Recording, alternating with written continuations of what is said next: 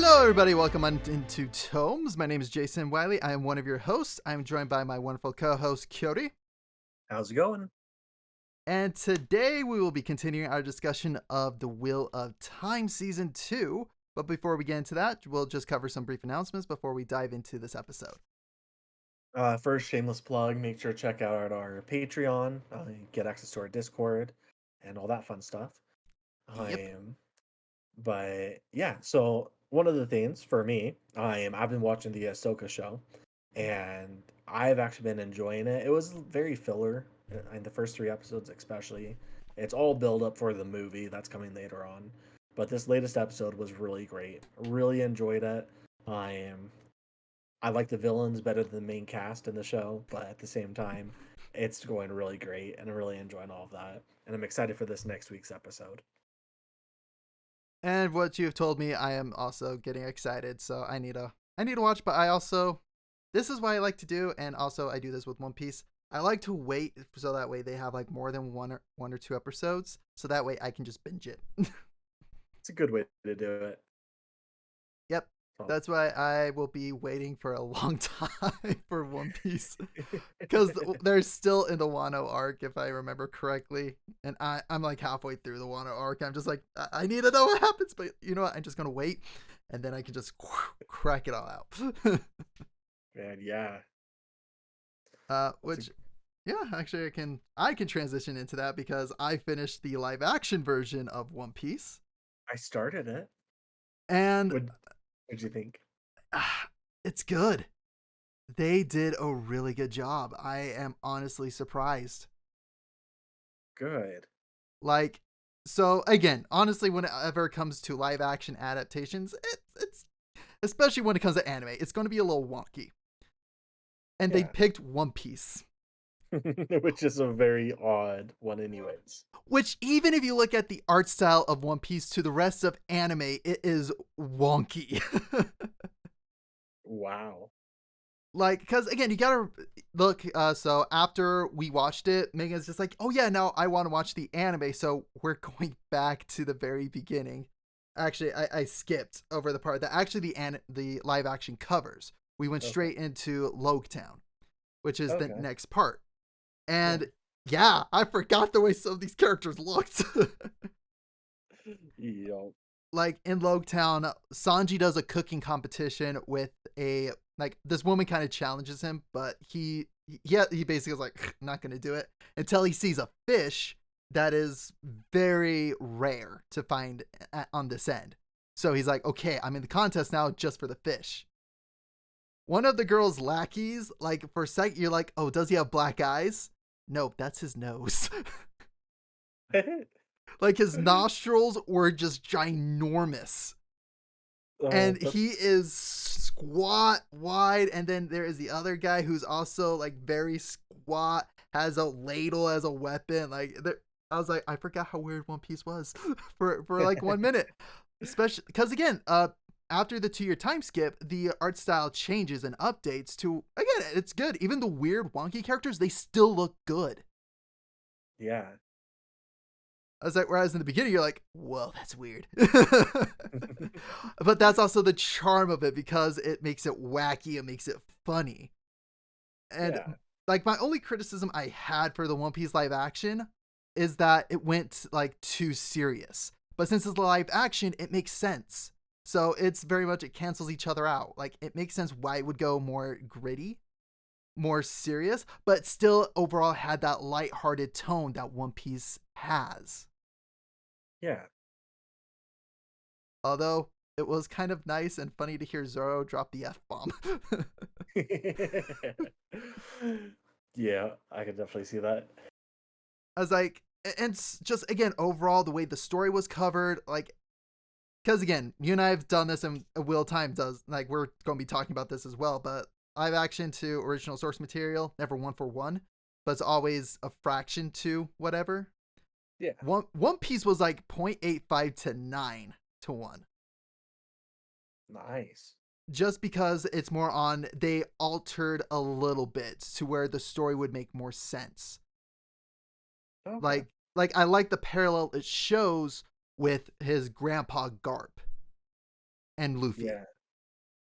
Like that was a very strong character choice because again, you don't see Kobe, you don't see any of them until Water 7, which is like 300-400 episodes in. Jeez. Which is where you learn all this stuff with Kobe, and instead in live action, we're seeing it alongside the timeline. That is really cool. So they did a really good job. All the actors, honestly, they did a phenomenal job with it all. It's like, again, huge props to Zoro's actor. Nami's actor brought it like when it was needed. Like, oh my gosh, the whole thing with Arlong, she nailed it. Not as good as, again, the original, just because the original had more time to really make you feel the punch, but they Yeah. still did a great job with it.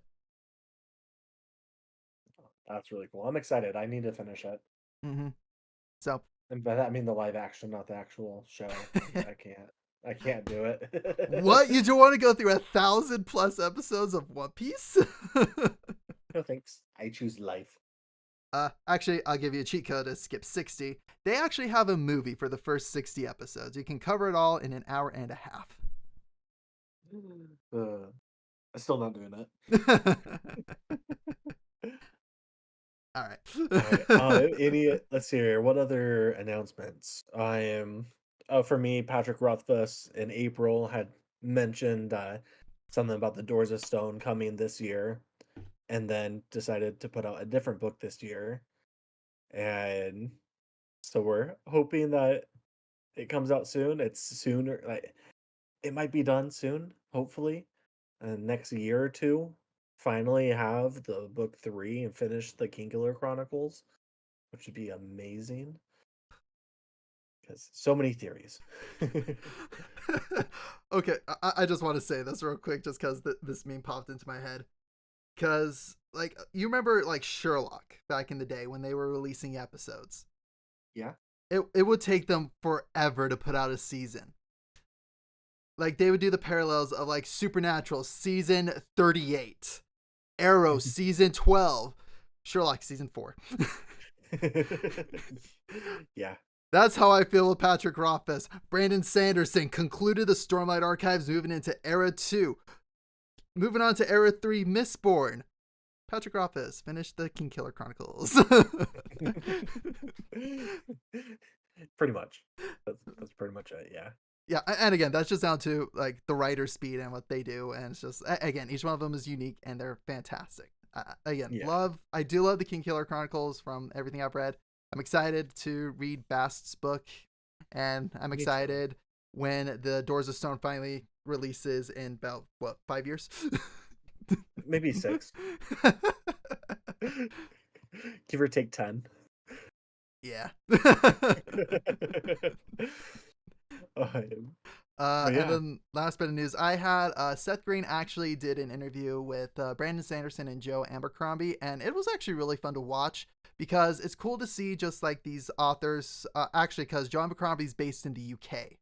So it's really cool to see like the UK market and have them discuss like, oh, their editors like in America and the UK, how they interact differently. And just, it's really kind of cool to see how all of this works in the book industry, their personal opinions. And one of the questions I remember Seth Green asking is like, okay, who's the author's author? And Yeah. I can't remember who they mentioned, and they're just like, seriously, like if you talk to anybody like that's in basically kind of, I'm gonna say, their age group and their caliber of being an author, they know who Yeah. they're talking about. Yeah. It'd be like, in my mind's eye, just like, honestly, let's just say 10-20 years down the line, you and I finally, like, we wrote a book, we finally came up with a series, and people are talking about us. And so for us, we would talk about Patrick Rothfuss, we talk about all these professional, Frank Huber, like all these other guys, and they go, who are they? Mhm. They're like, oh, they're the classics, man. You got to read those. Yeah. So it's just kind of really cool to kind of see that and see Oh, how these two authors talk to one another. It's like seeing two professionals talk shop. It's just really cool to watch. that would be. I need to see that. Mm-hmm. But I think that might conclude us for fantasy news. So, unless, do you have Yeah. anything else you want to add? No, let's jump into Wheel of Time. I'm really excited about this episode. Okay, before I get into this, I just want to say, like, I guess this is about Wheel of Time. So, after watching it last night, this morning, I got on YouTube and Seth Green actually posted his review and basically his reaction to this last episode. And in the thumbnail, it said Wheel of Time trending up, and I cannot agree anymore. Like, it really is. And this episode made me go, yes, finally, we're getting back on track. Yeah, this season has been so good. I mean, compared to last. So last season, I still enjoyed it, but I felt like they were trying to do their own thing a lot with it. And this one just feels like it's going with the story a lot more. I am changing some things like we talked about last time, but done in such a good way. And everything they did, what makes sense. Everything they did just adds to the world, adds to the story, and I'm really enjoying that. Yeah, and even the changes they have made are honestly good, strong character choices. As I've been going through this, because I even talked to my mom about this today, because I'm like, oh yeah, no, tell dad to watch season 2. He's actually going to enjoy it, because that was one thing me and my dad had in common, is we both read Wheel of Time, and it was something him and I could talk about. So when season 1 came out, him and I were just kind of talking, like, okay, yeah, they changed this, they changed that, they changed this, changed that, to where now I feel like, no, dad, I think you're gonna actually like it, and I'm actually getting more and more excited, because oh my gosh, they're doing so good right now. They're getting back on track. Yeah, like definitely. okay, because it really does feel like they are staying true to the characters. Even with the changes they've made, it feels like the character choices they are making, it is what the character would pick, even if it is a slightly different scenario. Yeah. Like, again, okay, so real quick, this is my only nitpick, and this can be disregarded because it's like it's pronunciation. Yeah. So Nynaeve pronounced the city Falm, Okay. when in the audiobook I've heard it as Falma. So when she's like, I'm going to Falm, I'm just like, where that? And then That's funny. then I think I heard either Leandrian or Gwen. I heard somebody say Falma. I'm like, oh, okay, I'm back in. Can we get one or the other? Like, I'm just like, I understand. Fantasy pronunciation is hard, okay? it is. Especially Wheel of Time. Only reason why I'm nitpicky is because on that one is because I listened to the audiobook, and even still, the audiobook could have gotten it wrong. It's fair. Like, this is where I'm just like, seriously, you could take it or leave it. It is a nitpick. It honestly, it does not impact the story. It was just wait. Yeah. It was just for me as I was watching. It's like, wait, Falm. What city is that? Then I heard at the very end it was like, oh, Thelma. Okay, I'm back in. Yeah. But okay, so I just wanted to address that nitpick, because seriously, the rest of the show has killed it. It did. I mean, this episode from start to finish was just fantastic. Okay, I think I do only have one negative thing to say, but we'll get to that when we get there. But Okay. I did love the beginning with a Shamael releasing Lanfear. Yeah. That was cool. And one of the things that, again, this was my impression of it, but when you looked at the dome, did it look at all like slightly futuristic? Like kind of sci-fi-ish? Or did it still look more fantasy? Oh no, so it looked sci-fi, and that's one of the things I loved that they Yes! brought in from the past for the original dragon, where everything was future. Yeah. And go ahead. Sorry, I'm excited. Because this is the entire thing with Wheel of Time. Is like, technically, it is set in the future. It is technically sci-fi. But Yeah. it just, because of the breaking of the world, it dialed them back to a fantasy-like era. And I love the fact that it showed that it looked somewhat sci-fi. It just was like, they got the details.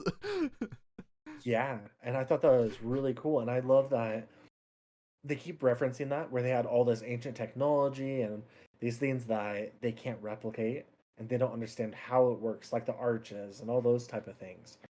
That's all futuristic technology that runs run with magic, but it's a society that developed around magic, Hmm. and it's one of those things you don't see that often. Yeah. And I love it. I think that's such a cool way to do it. And they've been killing it. The foreshadowing in the show has been great. And I love, like, because even with me knowing everything in the book and I'm seeing it, I'm just like, oh, I like this take. Okay, so after Shamael, we go to Moraine showing up at her younger sister's house. Yes, I And am. Go ahead. as I go for it, I was buying time as I collected my thoughts. So go for it. Yeah, so I really liked this because the episode started, and it started with her younger sister, and I remembered her from the party, Mm-hmm. and I was like, why is it focusing on her? Like, who is she? I don't understand at all. And then that drop, that's Moraine's little sister. I'm just like, oh, oh, this is cool, Oh and yeah. just seeing her character through all of it and just how, especially how her the end of the episode with everything, I was like, "Oh dang, Oh like yeah. you are awesome." Oh yeah. This is where again. This is where Wheel of Time does fantastic because not Matt, Rand actually does meet her at a party in Kyrian. Like they Yeah, stay true to that. And the fact that, yeah, it is Moraine's little sister, I was like, oh, that is good. But they also dropped one thing a little bit later, and we can cover that later. But again, I just love the interaction, and I love how they're showing her noble roots, showing Moraine's noble heritage. And because, so the main thing in Kyrian is, I mentioned it last time, was Deus de Mar, the game of houses. yeah, And if you look at the way Moraine plays in the White Tower, the way she does politics, you can tell she is a master of Deus de Mar yep, because it is all about how can I manipulate the situation to get what I need, which is that's noble politics. it is.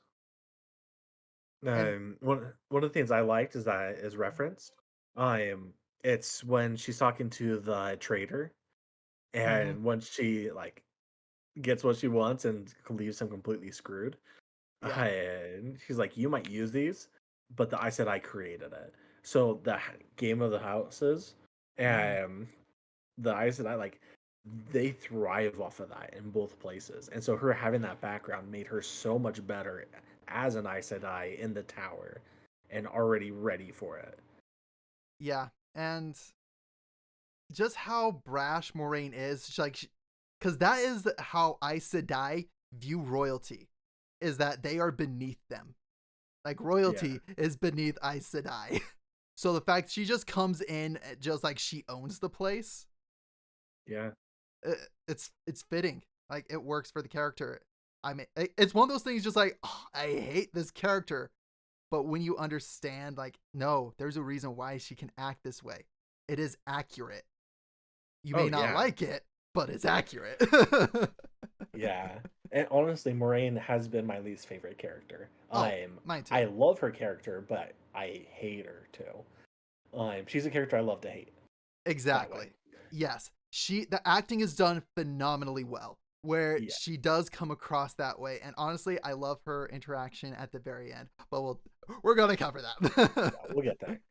Um, So on to on Rand cleaning up after the burn down. yes. uh What are your thoughts? my main thing, my notes on this scene is Celine is killing it. Like Celine, I love how she referenced Kinslayer's dagger because Hmm. in the Great Hunt, Celine actually does go with Rand to Kinslayer's dagger.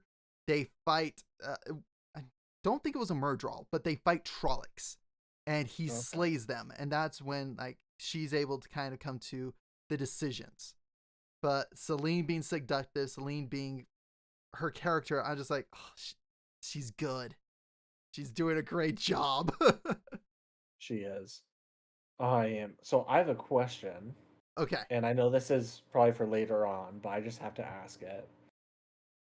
Does she know who he is beforehand? I Uh, assume yes, yeah. but does she? I believe in the books. Yes, it's very much one of those things where so in the world of Wheel Time, throughout all the ages, there's been what's called false dragons. Strong Mhm. men who can channel. Like these are men who can channel strongly where they're like, this could be the dragon. They don't know for sure, Yeah, which is where the red Aja comes in, which is to kind of break it down. yeah. But it's always kind of this loose air is like, are they really the dragon reborn? Are they Luz Theron Telamon reincarnated? Okay. And there's usually telltale signs, and there's actually a prophecy that goes along with it. And so I believe actually when Ashamael releases her from the prison, Ashamael has met Rand. He's able to sick her on Rand. That's what I figure. I so am. so But yeah, because they're both forsaken. yes. So yes, 100% I can say she knew Rand prior Okay. to. It's just her way of trying to get Corrupt them. not just not only just corrupt him because this is where okay, I'm just saying it. Selena's Lanfear. Okay, I just gotta say that. So Yeah. because going forward, this is the explanation for all of it. Is that Lanfear did all of this because during back when Luz Theron was still alive, her and him had that connection. Lanfear was the mistress. Okay. Lanfear wanted the power, but did not want to have the commitment to Luz Theron. She was always torn between the light and the dark, and she wanted power. That was always her thing. She wanted power. She was willing to give up Luz Theron and become a Forsaken for the sake of having the power. So that's what she's referencing about her first love was Luz Theron. Correct. To which Rand is the reincarnation of Luz Theron. That is why she goes after him, is Makes because it is sense. still her first love. Okay. That's cool. That's a good way to do it. That's really Which, interesting. which again, knowing all this and seeing how Celine and Lanfear interact, I just go, she's killing it. She is doing an amazing job. Yeah, she is. Like it's just like wow, like knowing all this and seeing how they are pacing it, it's perfect. I have not like she has been flawless throughout everything we've seen. Even Yeah. the slightly different take of her being the innkeeper, like even the slight little changes, it's strong for the character. Like everything with it has been perfect. Like I have zero complaints when it comes to Lanfear. They did an excellent job. I agree. And honestly, I haven't read the books, but I really enjoyed her character in the manipulation, and I loved that this episode started with her being summoned and Mm-hmm. ends with revealing that it's Celine. That was such a great way to do it. And even though I saw it coming right before, like a couple scenes before, it was that final nail in the coffin of this is who it is. And it was just really powerful, really well done. Mm-hmm. But you did see it like in the earlier episodes. It had to be this episode. No, because I didn't even know about her. I didn't know about the other Forsaken. Okay. Um, so I couldn't see it coming. Yeah. Only reason why I wanted to bring that up is because that's how good their foreshadowing was. They did it so beautifully to where they finally, when they introduced the information, you had that time in the episode to start calculating it to where you go, is this it? And then you get the payoff. Yeah, So they just did excellent job with the pacing. yeah, they did. They really did. All right. So we'll move on now to the White Tower with Nynaeve going like, "What the heck did I experience?" Yeah, she's very distant, and just there's that blockage between her and Egwene. Egwene. Um, Egwene is so petty. Dude, okay. This is where I hate like this is why Egwene is my least favorite character in the Wheel of Time. Like Yeah. she is like the actress, like again, I give high praises for the way they're doing Egwene because it's accurate. Yeah. Like seriously, most of the women in the Wheel of Time for me are insufferable. Like there's only a handful that are not, and for me I'm just like, you know what? There's a reason why Rand gets with them. It's because That's funny. Nynaeve and Egwene are so insufferable to me. Which is a trait from the two rivers. So the fact that they've been consistent and accurate, so I was like, I can't complain. I can hate the characters, but they're doing a great job with portraying these characters. Yeah. And this is where I like how we see just the two's like Nynaeve and Egwene's different priorities when it comes to the tower. Hmm. Like as you begin to now see more Nynaeve, Nynaeve is trying to be there to protect people from the Aes Sedai. She's trying to rescue land. She's trying to rescue Egwene from the White Tower. Whereas Egwene wants to be fully in the White Tower. Yeah, she does. Like she wants to be the top dog in the White Tower. Whereas Nynaeve wants to destroy the White Tower. She wants nothing to do with it. And so it's Yeah. kind of cool to see those two's different goals in the tower. And I just love how it's very much like Egwene is almost needy for that attention, whereas Nynaeve doesn't want it, but gets it. Yep. And so that's why I like the fact that they've developed, like Egwene has developed that jealousy, has developed all that, because that is, again, very accurate to the books and very accurate to the character. Yeah, the scene that really solidified their differences and really was like the, I guess, breaking moment for the two of them, for me, Mm-hmm. was when she goes to visit Nynaeve and she goes to touch the reins. Like, oh, how does this feel? It's just like, are you kidding? Oh, Like, yeah. that drove me up the wall where it was like, Egwene, just leave. Just leave. Which, again, it's accurate to Egwene's character. Like, Yeah, which is why I'm not the biggest fan of Egwene. makes sense. But this is where this season is killing it because they've gotten the characters right. They've gotten the Yeah. characters so good and so accurate. Whereas, because again, so the stages for becoming an Aes Sedai is once you, after becoming an novice, you become accepted, you get the ring. The Yeah. next step, the final step, is you get the shawl. And the shawl is the color of the Aja you're joining. And they get to choose which Aja they join, correct? Correct. They get to choose what Aja they join. So each Aja, once they're accepted, basically they're playing politics in the tower on who's going to get who Yeah. wants, like everybody's after Nynaeve for a reason Oh yeah. because Nynaeve is such a strong channeler. Only group that's like, we don't need it are the Browns, Hmm. because Browns like, we like our books. Yeah. But That makes everybody sense. else is just like, we want a strong channeler. We want someone to do this. We want someone to do that. And one thing that I am excited because I think they'll do this is each Chandler has a specialty. Okay. Like there could be an Aes Sedai who is very good at crafting ter'angreal, which is what those arches were. They're items to help increase your channeling ability or that Okay. take channeling and are able to do something with it. Hmm. So it's just really cool that as we go through it, we're going to start seeing some of these specialties. That will be. And again, actually, one of the notes I had is Egwene, wrong thing to say is very canon.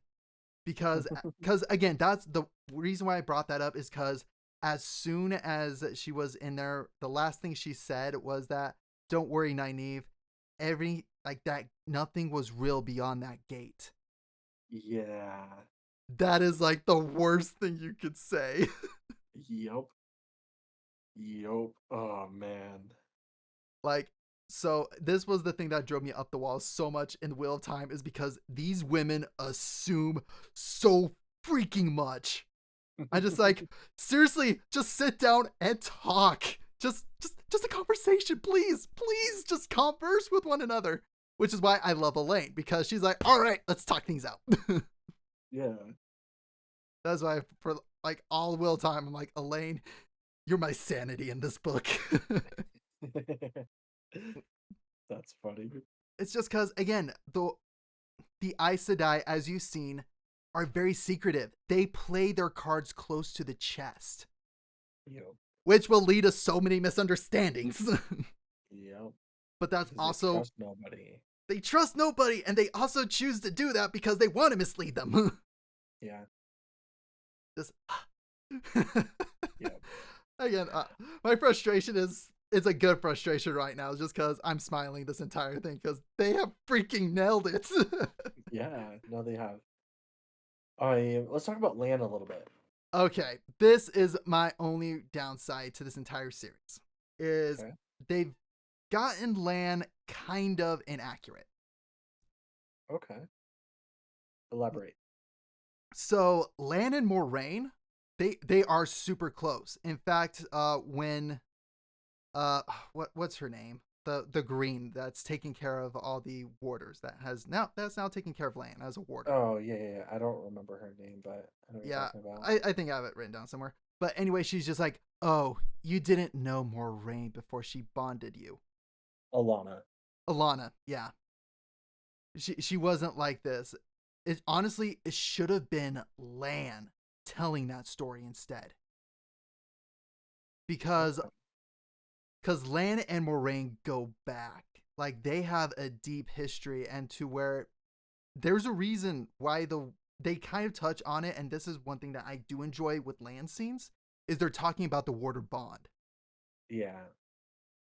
And the warder bond, seriously, they can almost communicate with each other. Yeah. And with Moraine, and again, the one line that the one guy says, oh, where is it? I know he says it later on. Oh, where is it? Maxime Yeah, Maxime. about how he was masked and then says everyone else is going to tell you that you can't go back to her, but I'm proof you can. No. Oh, okay.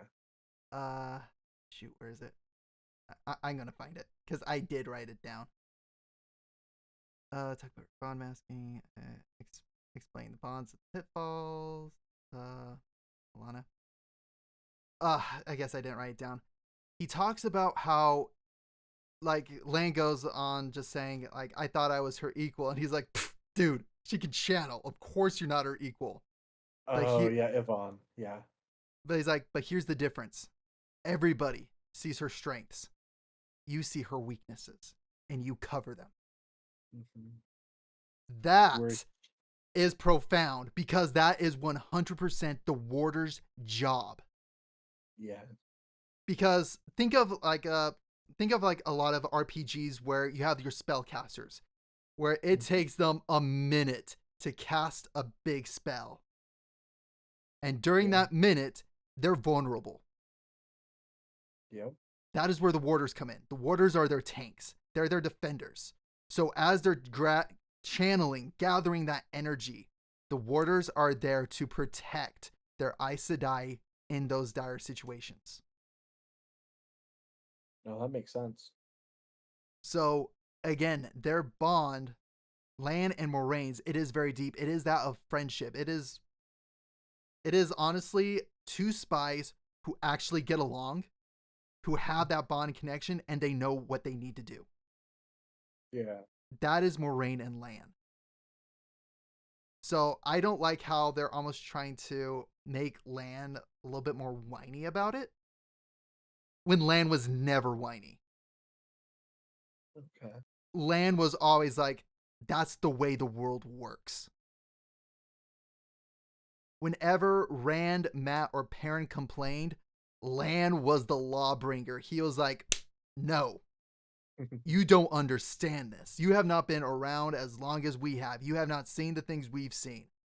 This is how the world works. This is how it has to be. Lan was that for the boys. Okay. So that's why I'm just like not the biggest fan of almost like the way they're making him a bit more whiny.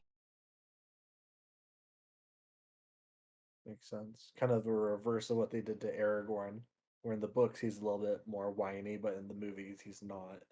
Yeah. I So I can definitely see. Yeah. Okay. But yeah, Land Moraine, yeah. Land and Moraine had a deep connection. If anything, yeah, Land should have been given the history lesson about who Moraine is. And for me, I'm not going to say that note because that's a bit of a spoiler. Much appreciated. But again, I love how accurate like the warders are. The warders and the way they talk, the way they do things is fantastic. Like I do like it. It's just again, I don't like the way they're kind of treating Land.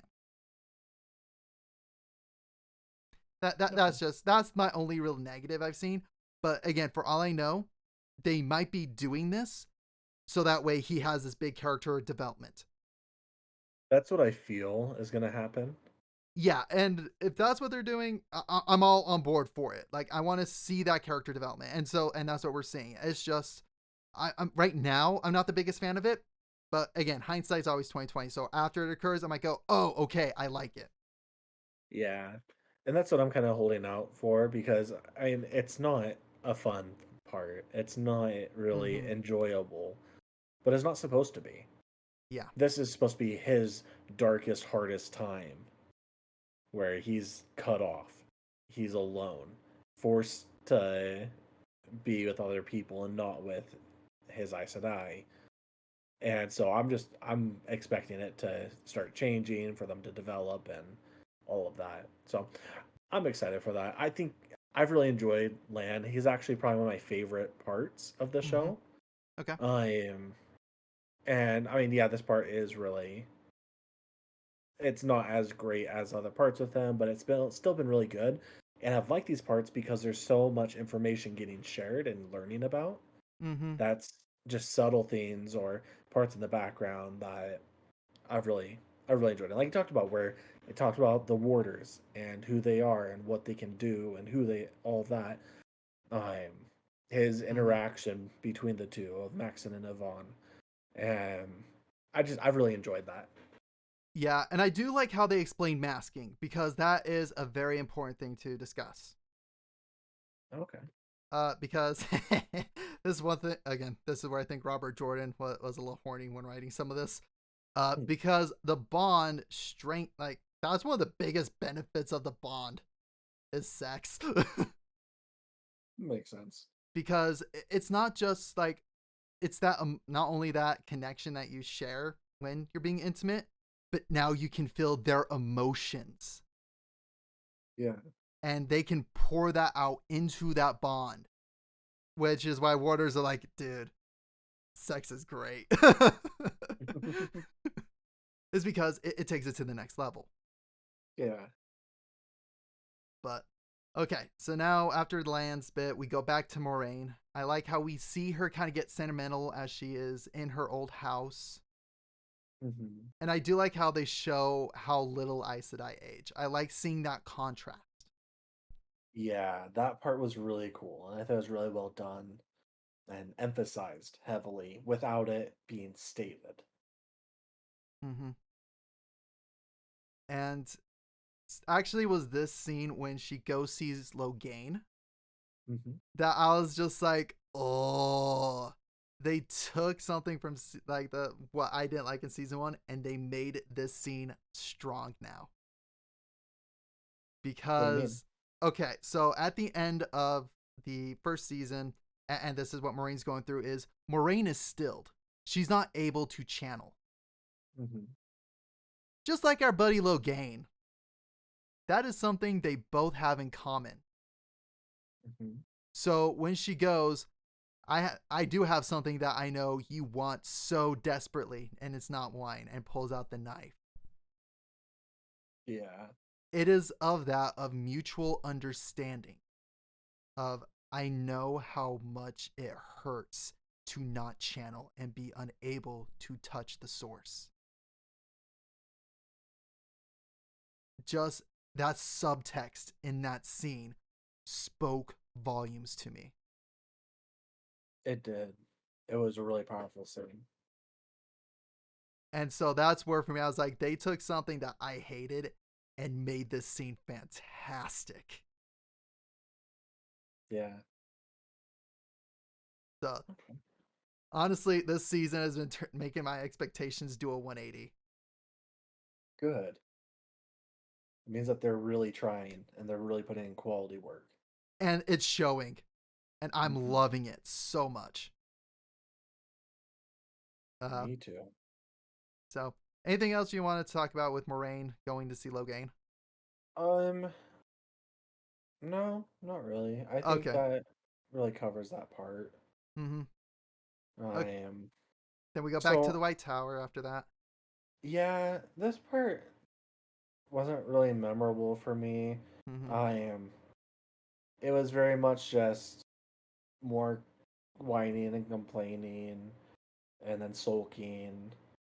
I am for, but the part that did was after all that, it was the scene between I am the Leandrin, red, yeah, Leandrin and what the the I don't remember what Keeper. they call her, Keeper, and basically the Keeper is just like, well, of course I talked to the chair because as the Keeper, I am the chair right now, or whatever. Okay, so again, I love this because they're explaining the hierarchy of the tower. Yeah, So you have the Armelin seat at the very top. that's what it was. The seat. Sorry. Yeah. Then you have her second in command, which is the Keeper. Basically, it's her secretary. Okay. But the Armelin seat and the Keeper need to be close.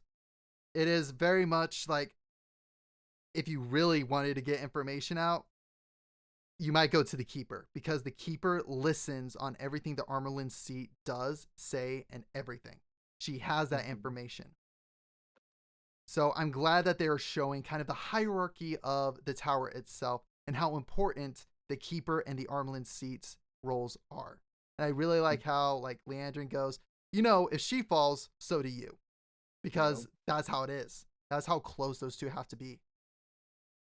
Yeah. I thought it was interesting that the keeper is basically trying to take over, like an underhanded coup at this Mm-hmm. point. Yeah. I and that's when she gives her that warning. But now that warning is tainted because of all the other things with Leandrin throughout the rest of this. Yeah. And when we get to that part, I got a lot of fun things to tell you now. Okay, just keep it to like non I'm spoilers, talking please. more on like everything that has led up to this moment and why I Okay, love this. okay. But again, I do love how we actually see Leandrin really getting nosy in the tower. Yeah, she really is. But after that, we finally get to the good stuff with Perrin. Yes. Oh, the That wolves, Elias. Oh, the way they've been doing it. I'm just like, this is it. This is like straight out of the book.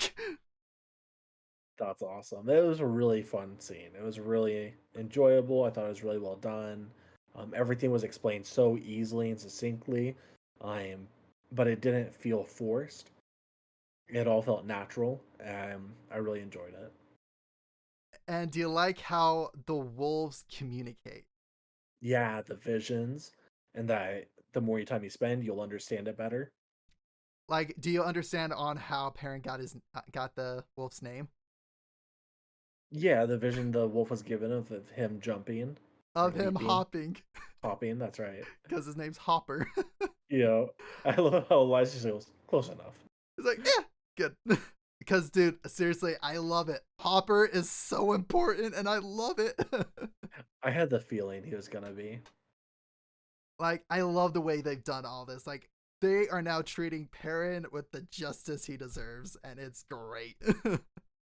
Yeah, yeah. I definitely am enjoying his character, and he's probably my one of my favorites at this point. Mm-hmm. Which, honestly, in the book, I loved Perrin's chapters. I love them more than all the Aes Sedai chapters. Just because I love the entire Wolf Brother theme. I love the inspiration that where Perrin comes from. Like, Hmm. Perrin was one of my favorite characters in the book. Just because I found everything with the wolves so interesting and so intriguing, and I love his character development. Okay. But I can understand why from this part of it. So yeah, there's actually a lot of inspiration for him that comes from Thor, okay. which I learned that because again, last night I was like, oh shoot, because I paused it like right before they showed Hopper's name. I was like, what's the name of the dog? What's the name of the wolf? And so like, oh yeah, Paranabara inspiration comes from Thor from Norse mythology. I was like, okay, I can see that. Okay, moving on. Where's the puppy's name? Yeah, that's funny. uh, I then, am. but yeah, then next scene was land, and we've kind of talked about that already. So the next three scenes, oh, next two scenes, I feel like we can kind of skip over because they're set up, and I think it's worth Mm-hmm. talking about the payout, Yeah. and then more than anything. So the Mm-hmm. next scene I think we should talk about is Leandrin talking to um, Nynaeve, and this part where Mm. she sets up, she gives like they're talking about the arches. She asks if it's real, and basically tells the story of her son and all that. And then drops, I don't want you to do anything with this, but your friends are in danger. Oh, that's set up. Oh It's like, yeah. that is such a setup. Oh yeah. And okay, just so you know, because they did mention it, the three oaths. Hmm. Here are the three oaths: is one, speak no word that is untrue. Yeah. Yeah, speak no word that is not true. Two, make no weapon with which one man can kill another. And number three, Okay. never use the one power as a weapon except against dark friends or shadow spawn, or in the last extreme defense of her life, the life of her warder, or another Aes Sedai. Those Oh. those are the three O's. And I'm glad that Leandrin talked about it as just like these are the three O's to protect everybody else from the Aes Sedai. Hmm. I love this because basically what's going to transpire later on. And Yeah. because again, you've already seen the stuff with Egwene and just kind of how stubborn and all this is. But I Hmm. love how they briefly talked about it. So I'm looking forward when they actually have the discussion of like the three O's are important. They are needed. Yeah. So again, I like how they start mentioning it and I'm excited for them to actually delve more deeper into those three O's and the symbology and the importance of them. I love how possessed, like I see like the way she treated her son is like how possessive Leandrin actually is. Yeah. And I like this scene because it's honestly one of the true forms of the sisterhood of the Aes Sedai. It's very much like there is the politics in the tower, but when one Aes Sedai is in trouble, the other Aes Sedai will respond and protect. Definitely. That is really cool. That is a really cool theme that they're showing with it all. Mm-hmm. Oh, there's the. I put it in the wrong area. Order see their weaknesses. That's yeah. I put it in Because the wrong this section. is I well, you had it in the right section because this is Mm-hmm. where he actually talks about it. Yeah. And this is where he sits down and talks to him. And he actually says one of my favorite quotes in that about it is right after that. When he says we see their weaknesses, he says we remind them that they are not gods. Yeah. I like that. Actually, there is one quote again, dude. He was nailing quotes left and right, man. I just gotta say Yeah. that. I Uh, like his character. I Yvonne is really cool. Yvonne's dope, man. I love this line of "We're quiet because the conversation is always playing out in our heads." That part hit me so hard. Same here, bro. I'm just like, bro, that's me. I understand it. It's like, all right, I'm gonna be called out for the rest of tonight, and goodbye. And then I love how Moraine comes back in to like see her younger sister waiting in a room, and I love seeing the game of houses occur in the family. Yup, this was so phenomenally done. This is honestly one of my favorite parts because Moraine gets put in her place hard, where his sister's just, Yeah, see, everyone that you used to have, your eyes and ears are mine now. That guard, mine. The head of that place, mine. This, mine. You want any of that information about Rand? You have to sit down and have tea with me. I don't care what you think. It was just like, oh boy. Like, I love it because it was such a humbling moment. Like, it was one of those, like, oh yeah, yeah, you're this big Aes Sedai, right? You just trounce on rulers. Let me show you what a real ruler can do. Yup. And one of the Oh, reasons why I love this scene is because they mentioned her last name, Dama yeah. Dread. Yeah, so I'm guessing that comes into play more later. Uh, you've already met basically the next heir to Kyrian, Elaine. She's a Domadrid? She is her dad is a Dama Dread. Oh, and that's so is that who they're talking about where her son married the royalty? Yep, her son married Elaine's mother. Gotcha. And she is she is the product of the two. So she actually is going to rule all of, oh crap, what's the name of the country they live in? Dude. Anyway, they rule over the area with the two rivers and all of Yeah. that. And Kyrian. Like she rules Yeah. two kingdoms. That's awesome. So, because again, it's Elaine Trican Domadred. Gotcha. Okay, I missed that. Oh, I don't think they've covered it. So that's just more on like I'm giving you a slight heads up because this is where Okay. now you can kind of understand why they dropped that name Yeah. because Domadred is important. Hmm. Yeah. But again, I love that scene so much of the sister putting older sister in her place. And not That just was any really older cute. sister, an Aes Sedai older sister. Yeah. That makes you go, oh, she good.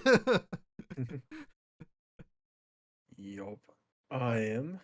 So this brings us to Leandrin confronting I am yes. the three. So what you were talking about, where they can't use it to hurt anyone unless it's to save someone else, like Well, save another one, or is tech she breaking her oaths? technically, she didn't hurt them. Like, okay, so never use the one power as a weapon. She used it to incapacitate them. You can bind, you can keep them from moving, you can immobilize them. Leandrin didn't kill them, Okay, didn't use it as a weapon. fair. She I mean, used it as a restraint. And technically, she sent a gust of air to knock them backwards. It's the wall that knocked them out. where I hate technicalities. Yeah, that's also what I do, is they find technicalities. Okay, okay. But I I believe that is the case. If not, the other reason behind it why she could do that is because she is not of the Red Aja. she's not. There is a secret Aja. Want to guess Well, what there's color? a spoiler. Really, dude? I'm That's the not. one thing I asked for is no spoilers. It kind of shows this. It actually has, and even still, I'm not even gonna tell you the name of it. Hmm. But I'm guessing black. okay. Black Aja. Assassins, basically. They've mentioned it. Actually, I believe they might have mentioned it in season 1. They are they are Aes Sedai who are dark friends. Ah. So this is where, from I again, this could just been me jumping to conclusions. It's just like, aha, they show, they show now she's of the Black Aja. But Okay. the Black Aja, in terms of the Aes Sedai, it's been just a massive rumor that the Black Aja is not real because what sister is going to make friends with Shadow Spawn? Yeah. But Aes Sedai who are dark friends are considered of the Black Aja. So are they actually evil? Or are they trying to work with the Dark Friends, or are they good? Overall, they are working with the Dark Friends because this is where Aes Sedai are trying to hedge their bets. Okay. So let me give you this perspective, okay? So there is a prophecy that the dragon will return to restore balance from the breaking of the world. Yeah. How is he supposed to do that if the male half of the one power is tainted by the Dark One's ability? Fair. So then, going with that reason of logic, wouldn't siding with the Dark be more profitable for your own survival?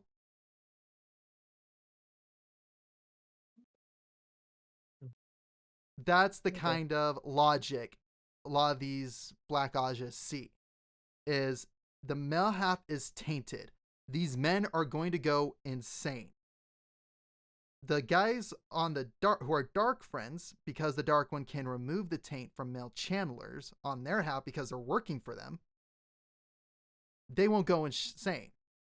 So we could work with them on the dark side. And thus the dragon, he's not going to be able to save the world. He's just going to break it again.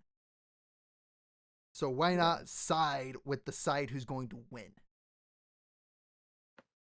That is the thinking. That is the mentality. Okay. So, Makes but sense.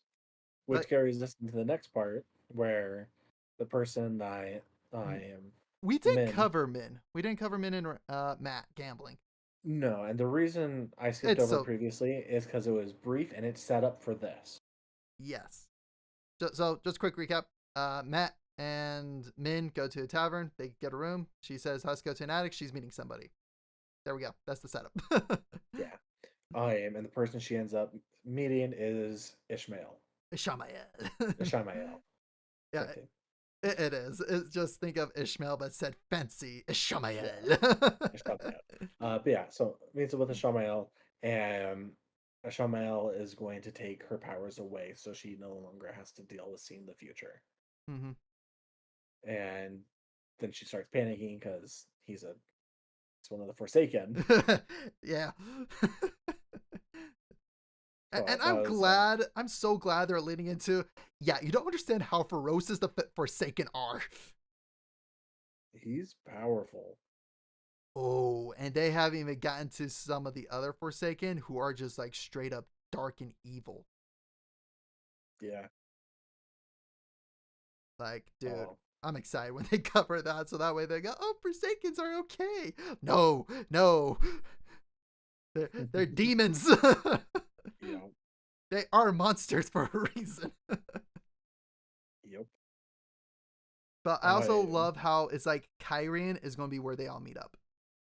yeah. Which, Yeah. speaking of, you get back to Rand. Yep. I was gonna say, speaking of the other Forsaken, back to Rand. And that's the next twist and everything. So Rand ends up facing off against, what were they called again? Murdral. The Murdral, and ends up killing it by channeling. Celine freaks out and then basically is like, "Well, you need someone to love you the way you are," and then goes to sleep with him, and then proceeds to get stabbed in the chest by Moraine, and then her throat slit. Um, and so right before that, this part actually really bugged me. Okay. So he gets the sword knocked out of his hand, and then after all that, she like leans him back to the house, and he doesn't stop to grab the sword. Like that sword is everything to him, It's and he his just dad's weapon. like, yeah, man, I'm just gonna leave it out here. It's fine. I don't need to grab it right now. It'll I'm be just there in the like, morning. why? And I was sitting there like, why would you do that? Like, I understand that you're gonna go and have sex with her, whatever, but why would you leave that? Just grab it real quick. It takes 2 seconds. And he, then it was the whole payoff of Moraine grabbing it to stab her, and that was the entire thing with it. That was why. Mhm. He's thinking with a different sword, man, okay? He's trying to slay with a different sword. It doesn't matter. Sorry, I had to make the joke. I know you did. I know. It just No, I get it. I get it. That was my one gripe But of things that just they did it for. It was done for the story rather than done because that's who he is. yes. It just didn't feel like his character. And I know Hmm. that she manipulates him and changes him, but that part, even through all that, he holds firm. And that bugs me. Yeah, I think honestly, Lanfear at this point only does like it's like that crazy ex, okay? She Yeah. pops up every now and then at like the worst moments, and you have to confront it. But that's kind of about it. You two aren't getting back together. Yeah. So I believe that basically I think that's what's going. I hope it's going to be going forward. But no, like I loved it. I love that payoff. I love the actress who does Lanfear. She did an amazing job. I loved her reaction on how she was trying to sell it. Hmm. Because for me, I'm just like, bravo, Lanfear, bravo. Well, and Great performance. that's the reason I had to ask you, did she actually know beforehand? Because the actress did such a phenomenal job selling it. Oh, yeah. And as Lanfear selling it that she has no idea. And it's just like, holy crap, I bought it. Like I bought that hook, line, and sinker. And then with the payout of it all, even though at that point I was pretty sure she was the Forsaken, I am. It was still I still was like, did she even know that this was him? Is it a coincidence? And just like the whole thing of like fate drawing them together. Hmm. Fate in quotation marks. But The wheel. In this yeah, the case, wheel. it's called the It's the wheel. wheel pulling, yeah, the wheel pulling them together. That's what my thought was with it. And then just Moraine, she lied. She lied too. And it's just like, holy crap. She is so talented. Oh, yeah. And I love this is where I love this scene so much. I love how we see the dynamic shift between Rand and Moraine in this scene. Yep. Where Rand is like, you're listening to me. You got to give me answers now. And Moraine's like, okay. Yep. I like how we see that dynamic because, again, in the books, Moraine's just like, I know he's the dragon. I cannot screw him up. Yeah. Well, and we had talked about that last time where he's the one that kind of puts her in her place Mm-hmm. oftentimes. Oh, yeah. And this is where you start seeing that. Yeah. I saw that part and I was like, hey, this is what you're talking about. He's starting to do that. He's Yeah. done with her manipulation. He's going to get the answers he wants. Mm-hmm. He now sees through it. Yep. And I'm just gonna say that this might be small spoiler, like because again, you already know, Luz there and Telemond, Rand, same kind of Hmm. person. Some point, the two kind of begin talking to each other, Okay.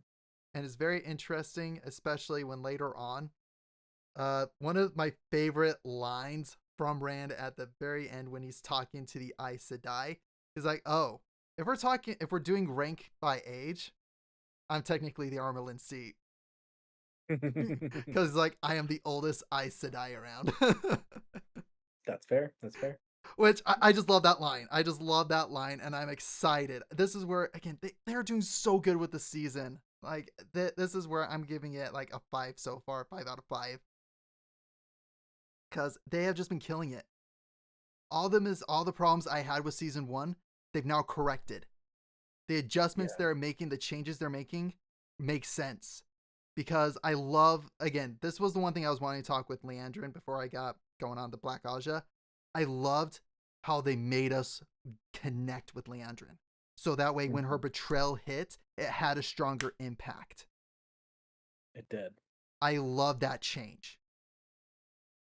It's like, so I want to describe it similar to like in Lord of the Rings, where, because again, in the books, I know it talks about how, again, what is her name? Arwen gives up her immortality for Aragorn. And Mhm. in the movie, they symbolize this with the necklace. Yeah. To me, it's that same level where it is, we're doing this to sell the character. So when this happens, it hits harder. Yep. And that's where that change that we see in the first episode of Leandrin getting more and more involved in Nynaeve's training, trying to put her down the path to where now she goes, oh, wait, your friends are in trouble. It's now hook, line, and sinker. To where when that moment hits, it hits hard. Yeah. So I am so excited for next week's episode. Me too. It's gonna be a good one. I think that's a good place to put a bookmark in for this time, and we'll pick it back up next time. All right, we'll catch you guys then.